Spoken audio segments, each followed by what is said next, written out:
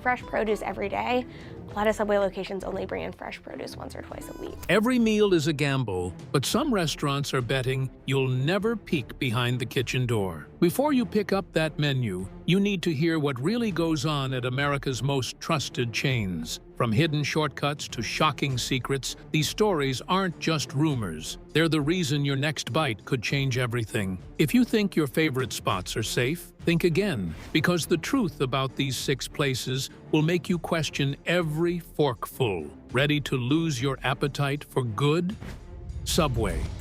You walk into a Subway and you smell that unmistakable aroma, the warm, sweet scent of baking bread mixed with a hint of something tangy, something vaguely green, a promise that here, at last, you will find food that is lighter, healthier, fresher than anywhere else on the block. The sign above the counter says, "Eat fresh," and the glass display case, bright under fluorescent lights.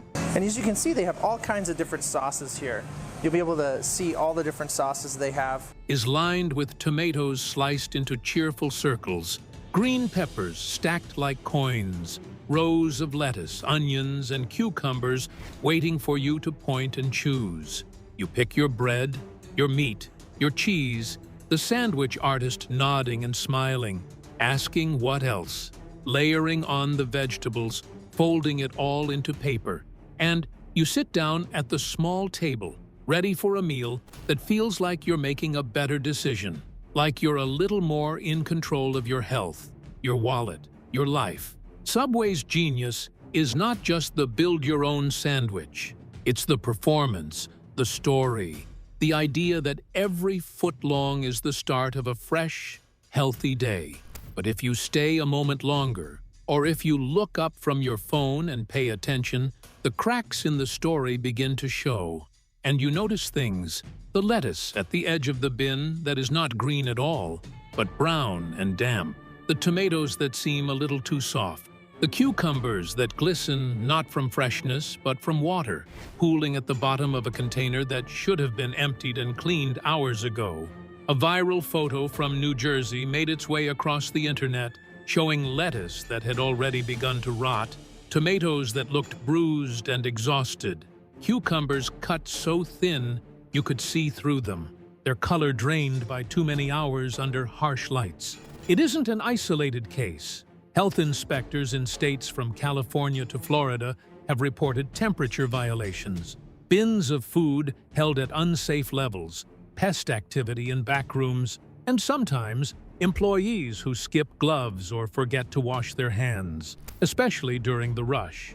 There is one story, told by an inspector, about a worker who used a rag to wipe down a counter, then used that same rag to wipe lettuce before tossing it back in the prep tray. Salad sabotage, they called it. Then there's the meat. Subway has built a mythology around its proteins, the turkey, the chicken, the tuna, each promised as real, simple, fresh. Subway quickly became the world's largest restaurant franchise. But multiple former employees have admitted that expiration stickers are sometimes peeled off, replaced with new dates, and meat that should have been tossed gets another day or two behind the glass. In one story, a worker uploaded a photo of a chicken tub with "Do Not Use After Tuesday" scratched out and a new sticker slapped on. The chicken already pale, slick, and starting to give off an odor that not even 3 layers of gloves could hide. The tuna, perhaps Subway's most famous punchline, has faced more than just jokes. In 2021, a scientific review tested samples from multiple Subways and found no amplifiable tuna DNA, meaning that whatever was in those sandwiches, it might not have ever swum in the ocean. Imagine biting into a tuna sub only to realize it is neither fish nor anything you can identify. A vague, elastic goo with the flavor of confusion. Reviews online call the chicken spongy, elastic, and possibly from another planet. And the mystery meat is often the target of side eyes and nervous laughter from both employees and customers. The bread, always a point of pride, has its own secret. In Ireland, the courts ruled that Subway's sandwich rolls contain so much sugar that they cannot legally be called bread. Each bite contains more sugar than a serving of donuts, which means your 6-inch turkey on wheat is less a healthy choice than a lunch-sized dessert, just waiting to spike your blood sugar. Customers have noticed the inconsistency, uploading side-by-side photos of bread toasted on one side and pale on the other, as if the loaf itself had given up halfway through its tanning session. There are days when the bread is so tough, you need both hands and a prayer to get through it, and days when it is so soft, you wonder if it was ever fully baked at all. But the biggest myth of all is that Subway's food is fresh, safe, and always high quality. The reality is that in many locations, freshness is a matter of luck, not policy. Former employees talk about late-night shifts when vegetables are cut in the back room by new hires with little training and even less care. The knives dull, the cutting boards not cleaned between uses, the bins stacked high with tomorrow's prep, even as tonight's leftovers are pushed aside and reserved. Some admit that, after a busy lunch rush, bins are simply topped up rather than replaced. So new lettuce mixes with old, new cucumbers sit atop slices, ready wilting. And the cycle continues until a customer complains or a health inspector finally appears. Still, Subway remains everywhere. Its promise of choice and control, its $5 footlongs, its healthy branding, making it the most widespread fast food chain in the world. Cheap, familiar, and close at hand. Subway's greatest strength is not its food, but its ability to make you feel like you are making the smart choice, even as you eat a sandwich assembled from vegetables that should have been tossed, meat that should have been replaced, and bread that is more pastry than staple.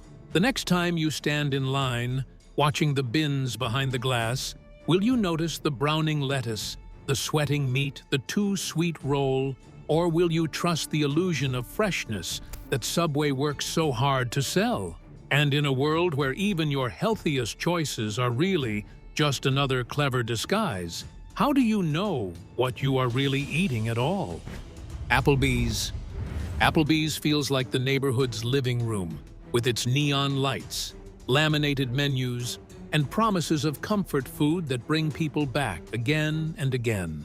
You walk in and smell something warm and savory in the air, maybe hear laughter from the bar, and see families sharing desserts under a soft glow that makes everything seem easy. But what if all that ease is just a stage, a well-rehearsed performance that masks a truth most customers never see? For years, former cooks and managers have revealed the quiet reality. In Applebee's kitchens, the real chef is often the microwave. Imagine the assembly line, trays lined up, not for careful seasoning and skilled hands, but for packets cut open, sauces reheated, and plastic-wrapped entrees that go from freezer to table faster than you can finish your story. Someone online told me recently I suck at describing food. They said I should buy a thesaurus. Well, guess what? The sizzling sound you hear as the fajitas hit the plate is carefully engineered, with steam piped in at just the right moment. Not from fresh peppers on a grill, but from a bag reheated and ready to go. Even the eggs and baked potatoes, two things that should always be fresh, sometimes arrive half-cooked, sealed in plastic, ready for a quick finish under the harsh, impatient hum of the microwave. Imagine ordering a steak only to find it gray, limp, shaped more like a soggy pancake than a piece of beef. The pictures online are not exaggerated. There are real stories of customers posting photos so unappetizing that viewers wondered if they were looking at a cleaning rag rather than a meal. The comments are both cruel and honest. It looks like it lost the will to grill. Is that a steak or a damp rug? But it is not just the look of the food that should concern you. Behind the kitchen door, there are temperature logs with numbers that should make any guest nervous, with meat stored at just above 50 degrees, far above the safe zone, an open invitation to bacteria. Some employees admit they skip temperature checks during a rush, trusting the process more than the product. Even happy hour cocktails are not the escape you think. Those neon margaritas and towering blue Long Islands are mixed with the cheapest spirits possible, often poured from bottles kept behind the cleaning supplies, more for show than quality. The truth is, for Applebees, efficiency is everything. Crazy undervalued, in our opinion. When you look at the fundamentals of the company, the cash flow that we generate. The fewer steps between freezer and table, the better for the bottom line, even if it means that what you're eating was once packed in a factory days or weeks before it reached your plate. When you sit and listen to the music, you feel a sense of belonging. But if you saw what went on just out of sight, would you still feel at home? What is the true cost of convenience when the kitchen has traded passion for speed and flavor for the hum of a microwave? Before you order your next 2 for $20 special, ask yourself, are you paying for food or just for the idea of a meal? Taco Bell. Stepping into Taco Bell is a ritual that feels both nostalgic and rebellious.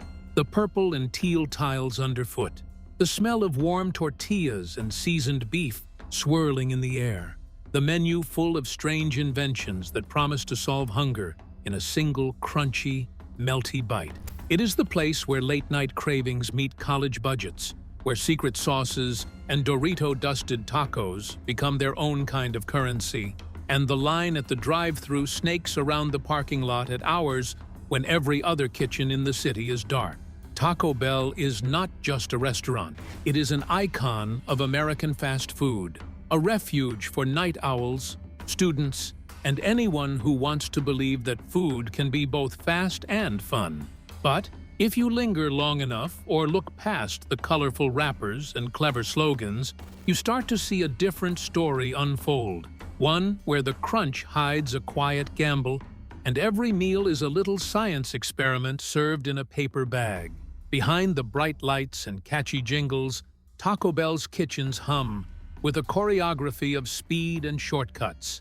Every movement designed to get your order out the door faster than you can change your mind. The reality is, what lands on your tray or in your takeout bag is often the product of reheating, rehydrating, and reimagining ingredients that have already traveled far from their original form. Former employees have confessed that ground beef at Taco Bell is not a pot simmering on the stove, but a plastic bag filled with a soft, beige mixture, ready to be squeezed into a metal bin, heated, stirred, and served until the timer runs out or the dinner rush finally ends. That beef, so proudly seasoned and piled into every taco, is not just beef. It is a blend of meat, oats, soy, anti-caking agents, and silicon dioxide, an additive found in everything from sand to industrial glass. Taco Bell's own ingredient lists confirm that only about 88% of the mixture is actually beef, while the rest is science, filler, and the kind of magic that keeps food shelf-stable longer than anyone would guess. The beans, another staple of the Taco Bell experience, are not made in a pot, but come as a dry brown powder poured from a bag into a giant tub of hot water and stirred until the texture is somewhere between pudding and paste. Former cooks have shared videos of the process, watching the powder dissolve and swell, the end result looking nothing like the slow-cooked aromatic beans you might remember from a real kitchen. A single scoop lands in your burrito or on your tray, and with every bite you wonder if you are eating a meal or participating in a culinary experiment designed for efficiency rather than taste. Customers online have joked that Taco Bell's beans are more like fiber-flavored cement than real food, a description that is funny until you realize how accurate it might be. Cheese, sour cream, and vegetables are prepped in enormous batches, often left in bins for hours, sometimes exposed to warm kitchen air and busy hands that move too quickly to keep everything safe. Temperature checks, required by company policy, are often skipped during rushes or late nights when the staff is thin and the orders keep coming. It is not uncommon for cheese to go crusty at the edges, for sour cream to be served past its prime, or for lettuce and tomatoes to wilt under the pressure of long shifts and poor storage. Former employees tell stories of expired products marked with new stickers, of sauces that live longer than they should, and of kitchen tools that go from counter to counter without the cleaning or care that food safety truly demands. Even the food's final destination, your cup, your ice-filled soda, your side of chips, carries its own risks. Investigative reporters have swabbed ice machines in multiple locations, finding mold, black slime, and in some cases, bugs hiding deep in the mechanics. One health inspector described the ice bin at a Taco Bell as dirtier than the bathroom sink, a warning that should make anyone pause before they add a Baja Blast to their order. It is not just an isolated issue. Reports from across the country reveal that fast food's focus on speed and savings can turn something as simple as ice into a breeding ground for bacteria. If you ever wondered why your drink tasted strange, or why the ice melted so quickly, it might have less to do with the soda and more to do with what lives inside the machine. So Taco Bell is launching a new value menu coming up this Thursday. But perhaps the greatest mystery of all is what happens when your meal leaves the kitchen and reaches your table. Many customers have posted photos of tacos so thin and broken they look more like a memory of food than an actual meal. Burritos that barely hold together. Nachos with cheese that tastes faintly of chemicals. One viral image showed a taco with so little filling, it looked as if it had already been eaten. The comments that followed were brutal and honest. That taco looks like it regrets being born. Bro, blink twice if you're okay. Jokes aside, there is real risk beneath the humor. Food prepared without care, stored without regard, served without the checks and balances that keep customers safe. Late-night hours, rushed shifts, and high turnover mean that the people preparing your meal may not always have the training, the tools, or the time to follow every rule. And yet, the lines keep forming. The drive-thru stays open, and the value menu draws crowds who crave salt, crunch, heat, and a break from the ordinary. Taco Bell is engineered for pleasure, not perfection. Its flavors designed to hit every craving at once. It is cheap, fast, and satisfying, but the hidden cost is quality, safety, and sometimes even your own health. What will you remember the next time you order a crunch wrap at midnight, the laughter and music, or the science experiment quietly simmering behind the counter? When the food costs so little and the process moves so fast, who is really paying the price for your late-night snack? And will your hunger for convenience be enough to ignore the risks that come with every bite? Red Lobster. The first time you walk into a Red Lobster, the air is tinged with garlic butter, fried breading, and a kind of saltwater nostalgia that makes even the most landlocked diner imagine they're at a coastal getaway. The sign out front promises seafood feasts at affordable prices. The dining room is decorated in maritime blues and battered wood. The servers wear friendly smiles and ask if you want your Cheddar Bay biscuits warm. There's a comfort in the ritual of it all, a sense that you can have a taste of luxury for less, and that dinner here is just a little more special than the average night out. But the truth behind those endless shrimp deals and family platters is far less inviting than the menus would suggest, and a peek behind Red Lobster's kitchen doors reveals a world where shortcuts, cost-cutting, and mismanagement turn dinner into a gamble. Red Lobster's recent headline-grabbing bankruptcy in 2024 was just the public tip of an iceberg that has been building for years. The ultimate endless shrimp promotion, once a clever seasonal event that filled the dining room with laughter and hungry anticipation, became a permanent menu item in a desperate bid to draw crowds. What started as a marketing gimmick quickly turned into a logistical nightmare as guests flocked in, devouring plate after plate while the kitchen and management scrambled to keep up. The restaurant lost tens of millions of dollars on the shrimp deal, a loss that cascaded into cut corners everywhere else, less staff on the floor, cheaper ingredients from suppliers, and an overall sense that the bottom line mattered more than the customer's experience. Suddenly, the shrimp on your plate felt less like a treat and more like a risk. Underneath the lure of lobster tails and fried platters, the stories of mishandled food and unsanitary conditions have grown impossible to ignore. In June 2024, news broke that a Waikiki Red Lobster location was forced to shut its doors temporarily after a sewage backup spilled into the kitchen entrance and dining area. The local Department of Health didn't hesitate. They issued a red "closed" placard, halting business until the mess could be cleaned and every violation resolved. And while the location reopened days later, the images of kitchen floors slick with contaminated water lingered online, a warning to any customer who ever wondered what happens out of sight. For every viral story, there are hundreds of quieter complaints. Lukewarm shrimp sitting under heat lamps too long, crab legs reheated until rubbery, fish fillets that taste more of salt than the sea. Former employees have painted an even grimmer picture of daily life behind the swinging kitchen doors.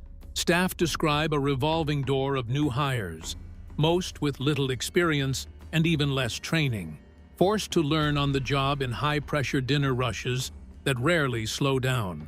One cook recalled being told to ignore the expiration dates on frozen fish, simply thaw bread and fry whatever was on hand. Another described the task of prepping hundreds of shrimp in the morning, sorting through bags with a nose already trained to catch the smell of one gone bad. Managers, under orders from above, push for speed and savings, sometimes at the expense of basic food safety. During busy weekends, one former manager confessed the same pair of tongs might move from raw seafood to cooked sides without a wash in between. And while diners might imagine that Red Lobster's signature dishes are made with care and expertise, the reality is more assembly line than artistry. The Cheddar Bay biscuits, beloved as they are, start as a dry mix from a bag. The clam chowder arrives frozen in pouches, ready for reheating. Lobster tails are often sourced from suppliers halfway around the world, packed in brine, and sometimes arriving with more shell fragments than actual meat. When customers send back undercooked seafood or complain about the taste, the solution is rarely to make things from scratch.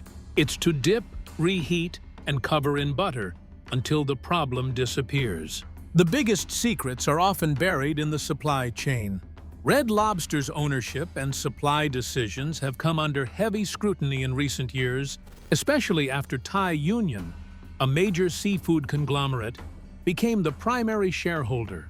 Critics argue that this led to corners being cut in procurement, with cheaper, lower-quality seafood flooding the menu and environmental concerns about sustainability and sourcing growing louder with each passing year. Staff have described receiving bulk shipments of shrimp with country of origin labels that change depending on the season. And some former executives have admitted that even the quality control teams were stretched too thin to catch every problem before it landed on a customer's plate. For customers, the result is inconsistency, disappointment, and sometimes even danger. There are stories online of diners finding grit, shells, and even small bits of plastic in their entrees, or of being served shrimp that smells just a little off, sending them home with stomach cramps and regret. Inspections have uncovered temperature violations, improper storage, and a lack of staff knowledge about allergies and cross-contamination. The places meant to feel special now risk feeling risky, and the gap between the promise and the reality has never felt wider. Red Lobster made an official filing for Chapter 11 bankruptcy protection. The filing comes just days after the company shuttered dozens of restaurants. Yet, the restaurant continues to draw in crowds with those endless shrimp deals, all-you-can-eat platters, and the illusion of a night by the sea. Diners tell themselves that the next plate will be better, that the kitchen is clean, that the risks are overblown. But when a chain's survival is tied to the hope that most customers won't look too closely, what does that say about the value of what's being served? And as Red Lobster struggles to stay afloat, will the lure of endless shrimp ever be worth the hidden costs, both to the customer and the company that forgot what real seafood is supposed to taste like? Chipotle. Chipotle stands apart from other fast food places with its open kitchen and the promise of food prepared fresh every day. Chipotle has really, in a lot of ways, made the whole fast casual category for restaurants. Bowls and burritos are built in front of you, each scoop of rice and beans a choice you get to make. It feels healthy, it looks vibrant, and it smells like someone is cooking real food just for you. Yet the truth behind Chipotle's glass shield is a little less wholesome than the marketing suggests. The line moves quickly, and the pressure on employees to keep up is enormous, leading to shortcuts that can make the difference between a satisfying meal and a night you would rather forget. There have been well-documented outbreaks of foodborne illness at Chipotle, from norovirus to E. coli, incidents traced back to everything from improperly washed lettuce to undercooked meat. In the rush of a lunch crowd, there are stories of staff using the same gloves to handle different ingredients or skipping temperature checks to keep the line moving. The result is a meal that can be as risky as it is delicious. A burrito that is sometimes more roulette wheel than reliable lunch. The promise of fresh ingredients sounds appealing until you realize that speed, not safety, is often the top priority. When you bite into your next barbacoa bowl or scoop up that guacamole, do you ever wonder if what makes the food taste so alive is also what makes it unpredictable? At Chipotle, every meal is a gamble. So will you trust your luck or look for somewhere safer next time? Olive Garden.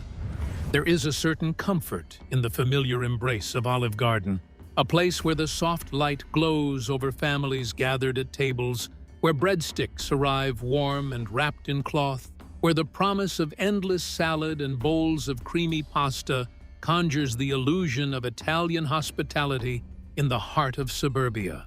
It is the restaurant people turn to for birthdays and casual dates, for quick lunches and Sunday dinners, when the only thing anyone wants is to feel full and taken care of.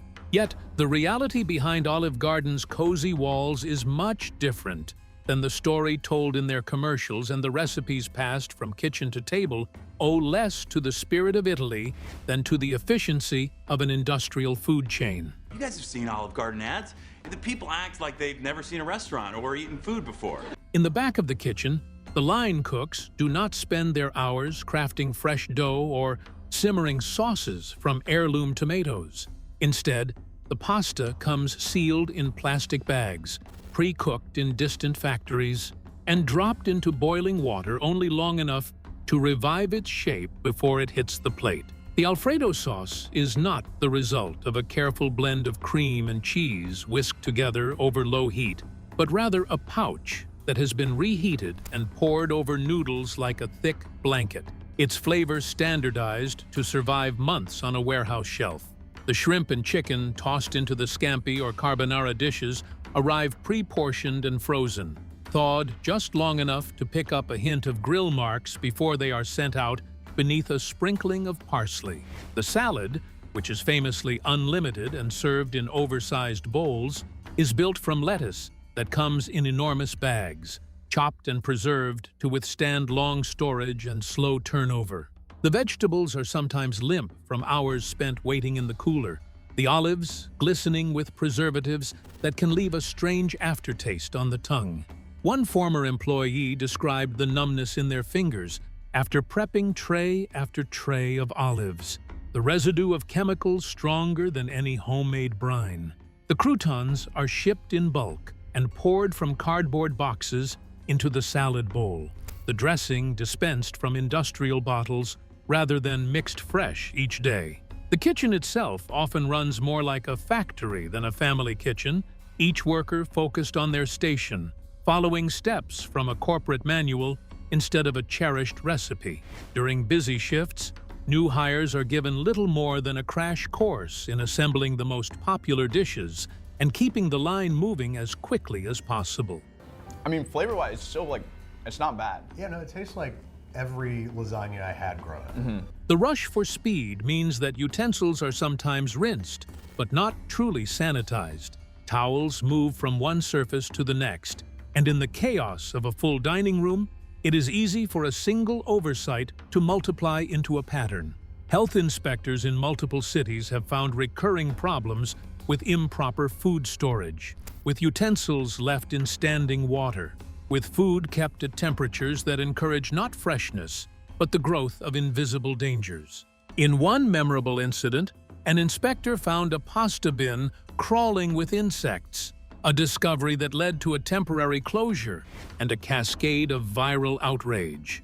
Customers have posted photos of hair tangled in their fettuccine and lasagna that slides across the plate in a gelatinous mass. The kitchen's cleaning process has been described by one dishwasher as a matter of hope and bleach, with little time left for real care when the line stretches out the door and everyone is under pressure to keep up. Yet, perhaps the biggest disappointment is the illusion itself. The story told is one of old-world tradition, of recipes handed down from Italian grandmothers, of meals shared in the warmth of family. The truth is far more corporate, with every dish pulled from a central database, every recipe measured for cost and shelf life above all else. The prices on the menu have crept up over the years, but the quality lags behind, and many guests leave with a sinking feeling that the only thing truly endless is the cycle of reheated, prepackaged food and the soft sell of nostalgia. Still, Olive Garden's dining room remains full, the promise of comfort outweighing the risks of corners cut behind the scenes. Most people choose not to look past the surface, believing that a familiar meal means a safe one. But once you have seen how the food is made, the salad prepared, and the kitchen cleaned, can you ever really enjoy the breadsticks in the same way? What would happen if every customer demanded more than just the memory of tradition on their plate? When you eat out, you trust that what's on your plate is honest and safe. But these 6 restaurants prove that the story behind the counter is often very different. Now that you know what's really happening, Rita, will you ignore it? Or will you start looking for something better the next time you order?